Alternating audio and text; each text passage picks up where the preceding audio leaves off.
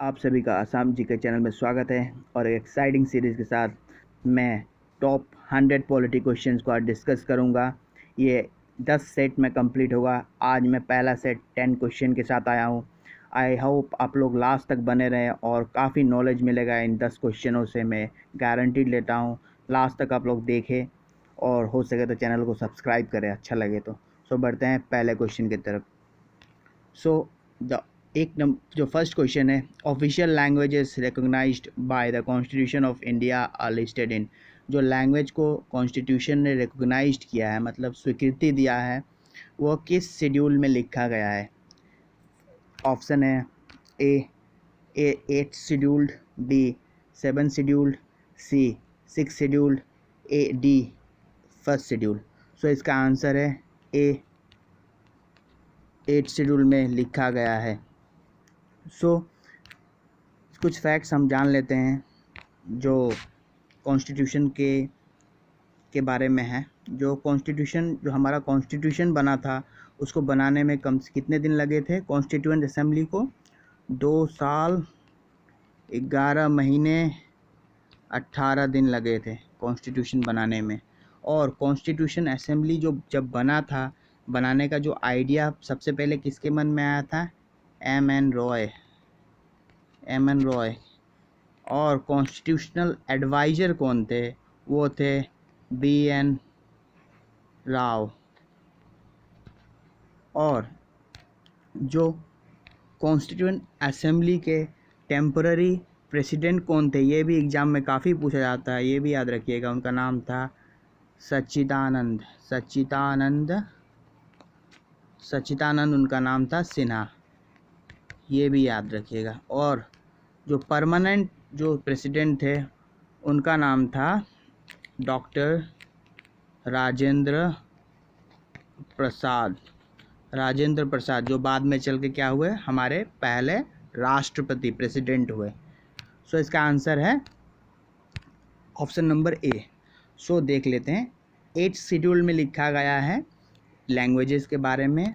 और हमारे संविधान में टोटल कितने शेड्यूल हैं? 12 हैं। 12 शेड्यूल मीन्स क्या होता है? अनुसूची होता है हिंदी में। इंडियन कॉन्स्टिट्यूशन में 12 शेड्यूल हैं। और स्पेशली 6 शेड्यूल जो है वो हमारे जैसे जो एडमिनिस्ट्रेशन है, जो ट्राइबल एरिया जो है उसके बारे में लिखा गया। जैसे आसाम, मेघालय, त्रिपुरा और मिजोरम के बारे में लिखा गया है। और इसको याद रखने के लिए जो टेक्निक है, आत्म ए से आसाम, टी से त्रिपुरा, एम से मेघालय, एम से मिजोरम। सो ये है। एक्चुअली क्या होता है, जो ट्राइबल एरिया जैसे कि हमारा आसाम में क्या है? कार्बी आंगलोंग है, उसके बाद बोडोलैंड है। तो ये सब में क्या होता है? ऑटोनोमस काउंसिल बनाया जाता है। इस 6 शेड्यूल ही पावर देता है ऑटोनोमस काउंसिल बनाने के लिए। सो ये एग्जामिनेशन में पूछा जाता है। आई होप आप लोगों को ये समझ में आया होगा। सो अब एक ट्रिक मैंने लिया है नेट से। सो आप लोगों को जो 12 शेड्यूल हैं जो हमारे कॉन्स्टिट्यूशन में, वो काफ़ी इंपॉर्टेंट याद रखने के लिए। जैसे कि टी है 1 2 3 4, आप काउंटिंग कर लो, 12 तक है, एम तक। सो इसका याद रखने का एक ही ऑप्शन है, आप याद रखिएगा ये ट्रिक से। Tears of old man means क्या होता है? ओल्ड पीएम, मतलब एक पीएम की आंखों का आंसू, ऐसे हिंदी में बोलो तो। सो टीयर्स में आंसू होता है, ऑफ मैंने कहा, ओल्ड मतलब बूढ़ा, पीएम का। सो टी से क्या होता है? टेरिटरी। जो शेड्यूल 1 में क्या लिखा गया है? हमारा कंट्री का टेरिटरीज मतलब स्टेट्स के बारे में लिखा गया है शेड्यूल 1 में। ई में क्या है? जो जो ये जो पैसे जो मिलता है राष्ट्रपति, पीएम, सीएम, गवर्नर को, वो शेड्यूल 2 में लिखा गया है। 3 में क्या लिखा गया है? शेड्यूल 3 में लिखा गया है जो राष्ट्रपति, पीएम, गवर्नर, सीएम जो ओथ लेते हैं, जो शपथ लेते हैं, जैसे शक्तिमान शपथ लेता है, वो सही, वो 3rd शेड्यूल में लिखा गया है। 4th में क्या लिखा गया है? 4th में लिखा गया है राज्यसभा जो अपर हाउस है पार्लियामेंट का, उसमें हर स्टेट से कितने सदस्य मेंबर्स को नॉमिनेट या इलेक्ट किया जाएगा, वो 4th शेड्यूल में लिखा गया है। और 5 शेड्यूल में क्या है? शेड्यूल एरियाज़ के बारे में कहा गया। और 6 शेड्यूल में तो आसाम, आत्मा को याद ही होगा। और सेवन्थ में क्या लिखा गया है, सेवन्थ में लिखा गया है फेडरल स्ट्रक्चर्स। मीन्स क्या होता है, डिफरेंट डिफरेंट लिस्ट होती है, कुछ लिस्ट में कानून सेंट्रल गवर्नमेंट बनाती है, कुछ में स्टेट गवर्नमेंट बनाती है, कुछ में दोनों बना सकते हैं। वो कितने किस में लिखा गया है, 7 शेड्यूल में लिखा गया है। और यहाँ जो आज का जो क्वेश्चन का आंसर था वो है 8 शेड्यूल। 8 शेड्यूल में ऑफिशियल लैंग्वेजेस के बारे में लिखा गया है, जो अभी एट प्रेजेंट 22 ऑफिशियल लैंग्वेज है। और जो एल है लैंड रिफॉर्म्स के बारे में, जो 9th शेड्यूल है वो लैंड रिफॉर्म्स के बारे में वो बताता है। और जो 10th शेड्यूल है वो डिफेक्शन के बारे में बताता है। जैसे कि कोई एमएलए यदि एक पार्टी छोड़ के दूसरे पार्टी में जाता है तो उसे डिफेक्शन में निकाल दिया जाता है, तो वो 10th शेड्यूल में लिखा गया है। और 11th में पंचायती राज के बारे में लिखा गया है, और 12th में म्यूनसिपालिटीज़ के बारे में लिखा गया है। सो टीयर्स ऑफ ओल्ड मैन, ये याद रखिएगा। सो अब बढ़ते हैं नेक्स्ट क्वेश्चन की तरफ। The 86th amendment act 2002 added which article to the constitution. जो 86 अमेंडमेंट हुआ था 2002 में, उसके तहत किस आर्टिकल को इंक्लूड किया गया? ए 368, बी 21, सी 32, डी 44। सो इसका आंसर क्या है? 21 ए इसके अंतर्गत इंक्लूड किया गया। 21 ए क्या है? राइट टू एजुकेशन, 6 से लेके 14 साल के बच्चों के लिए है ये आर्टिकल, ये वाला आंसर ये है। उसके बाद जो 368 आर्टिकल है वो क्या बोलता है?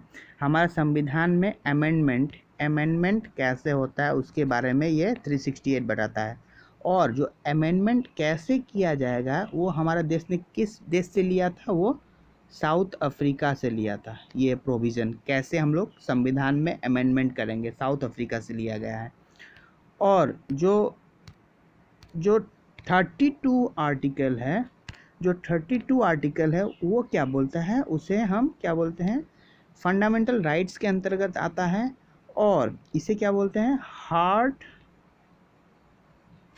एंड सोल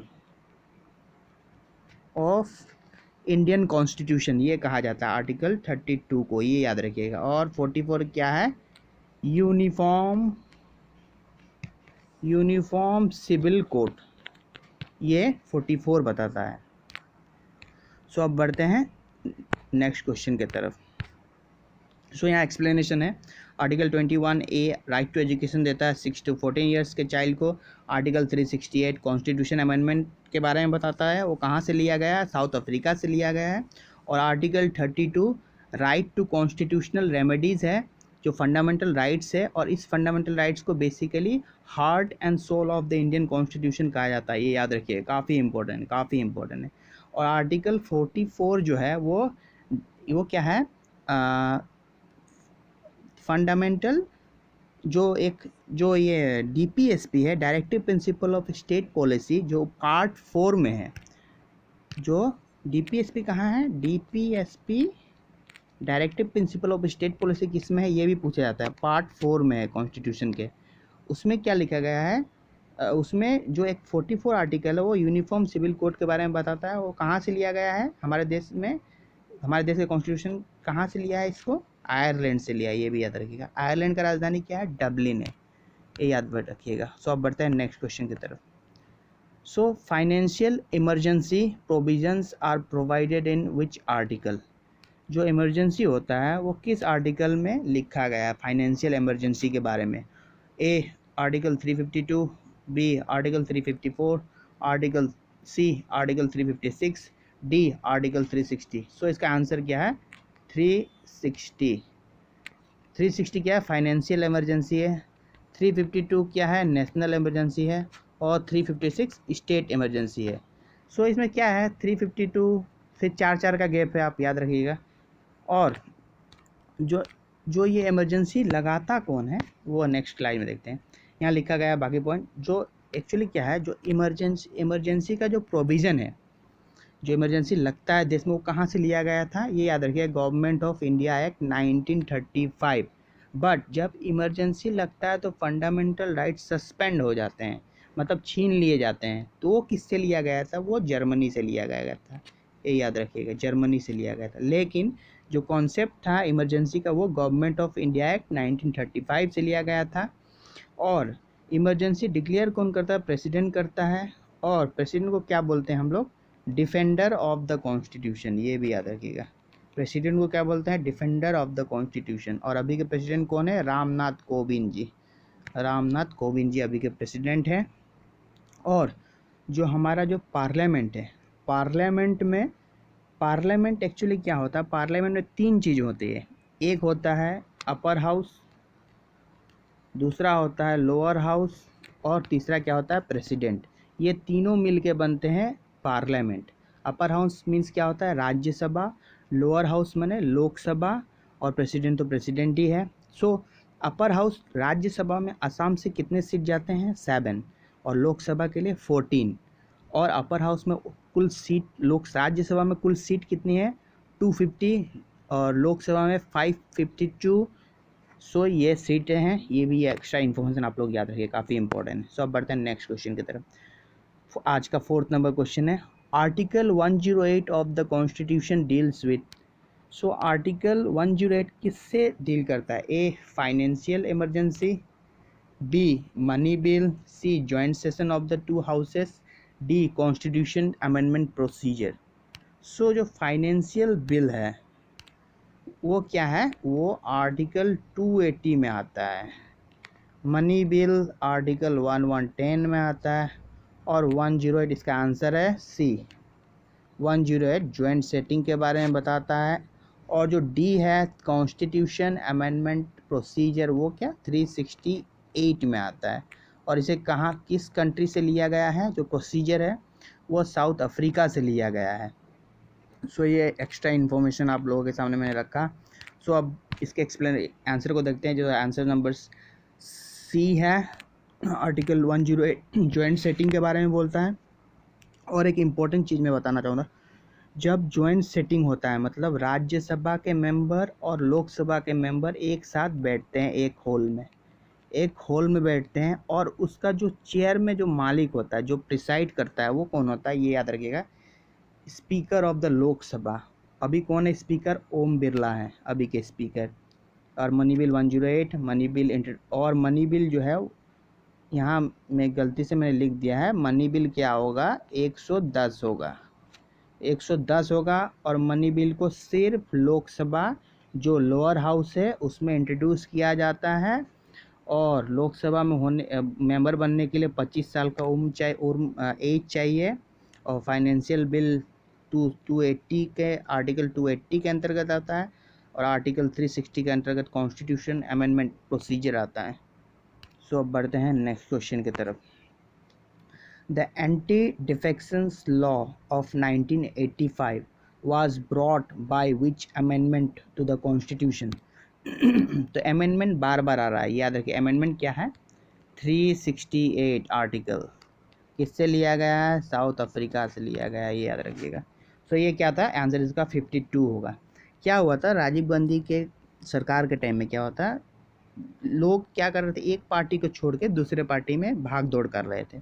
सो इसको रोकने के लिए राजीव गांधी जी ने एक अमेंडमेंट लाया कॉन्स्टिट्यूशन में, जिसे एंटी डिफेक्शन लॉ कहते हैं।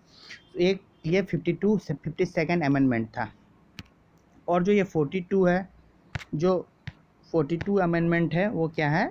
उसे मिनी कॉन्स्टिट्यूशन कहा जाता है।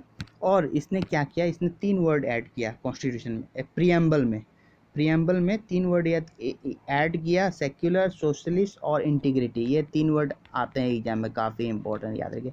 सेक्युलर, सोशलिस्ट और इंटीग्रिटी, ये 3 वर्ड उन्होंने कॉन्स्टिट्यूशन में प्रियम्बल में इंक्लूड किया था, ये याद रखिएगा। सो अब बढ़ते हैं नेक्स्ट क्वेश्चन की तरफ। In the 42nd amendment to the constitution, which of the following words added to the preamble? मैंने अभी कहा था सॉवरेन नहीं, ये नहीं, सोशलिस्ट और सेकुलर वर्ड को ऐड किया गया था। सो ये आंसर है। सो बढ़ते हैं हम नेक्स्ट क्वेश्चन की तरफ। Which was described by the Dr. B.R. Ambedkar as the heart and the soul of the constitution? So B.R. Ambedkar कौन थे? ये क्या थे? ड्राफ्टिंग कमिटी के चेयरमैन थे, ये याद रखिएगा एक्स्ट्रा पॉइंट। ये किस आर्टिकल को कहा गया है? आर्टिकल जो वन ऑप्शन है राइट टू इक्वालिटी को नहीं, राइट अगेंस्ट एक्सप्लॉइटेशन को नहीं, राइट टू फ्रीडम को नहीं, इसका आंसर क्या है?